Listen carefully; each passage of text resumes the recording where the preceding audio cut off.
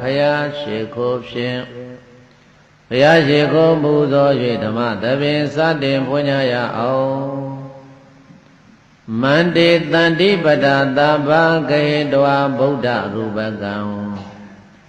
အာနုဘာဝံတတေတန္တိတာဟံနမာမိတာရတံမန္တေဘောရိညောင်ရွှေရောင်မဲခေဟုအောင်မြင်တင်ဆံပလင်န၌တဏိပဒာချိန်ခါပချိန်ခါကြ၍လူပြည်နတ်ပြည်နဂါပြည်ကလုံးပြည်တို့မှစုံညီကြွရောက်တော်မူလာကြကုန်သောသဗ္ဗဓာတုယောအစင်းတော်မျိုးမျိုးတကိုးတော်ထွေထွေကျက်တည်အနန္တပမာဏသုံးသွဲအရွယ်တော်စာစာဓာတ်တော်ပေါင်းအများတို့သည်ဗုဒ္ဓရူပကံပွင့်တော်မူစားကရူပပုံဟံ32တန်းသောလက္ခဏာတော်ပေါ်ပေါ်လွင်လွင်ထင်းထင်းရှားရှားဘုရားရှင်ကိုရောမြတ်ကြီးရဲ့အသွင်တော်ကိုဂေတဝံတဆုကောယောနမူပေါ်အောင်ယူတော်မူကြကုန်ပြီ၍အနုဘာဝတောက်ပြောင်ထိန်ထိန်6ယောက်ရှိန်တို့ဖြင့်ဂုံသိမ်ကိုမျိုးတကိုးတော်မြတ်အထူးကိုတတေတန္တိ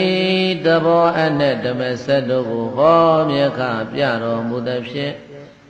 မြိုင်မြိုင်ဆိုင်ဆိုင်ကိုမျိုးလည်းအထူးသဖြင့်လှလှပပဖူးခွင့်ရအောင်လွတ်ထွက်၍ပြတော်မူကုန်လတံတံဗုဒ္ဓရူပကံနောက်အနာကရောင်ဝါလျက်သဖြင့်ယုတ်တာပေါင်းစီဓာပေါင်းစုံကိုတော်မြတ်ကြီးကိုတာရတံမြော်တွေးစီကယခုလိုအဝေးရကလေးမြတ်ကြီးညိုယိုသေးလာသွားအဟံရောင်တော်ပြန်ပွဲဝင်နှွဲရမြော်ဘုရားတပည့်တော်သည်မေယံ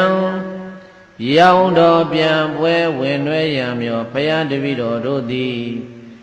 နမေနမမိကောင်းမှုတွေအနန္တနဲ့တောင်းစုချွေဝေပန်းသပြီးတော့မြော်တအာကိုလက်ဆုံမူကားရှေ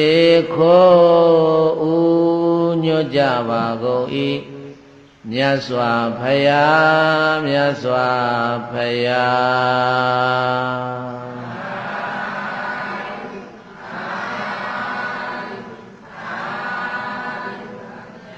ဆိုလိုက်